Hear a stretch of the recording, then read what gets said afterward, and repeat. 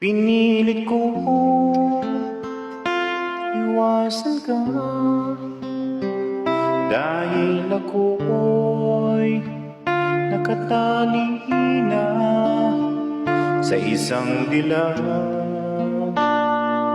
na labis. Pinahal ko ng tapat at hindi magbabago kailanman.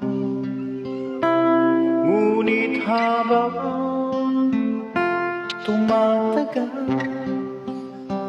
sa akin lalo napamahal.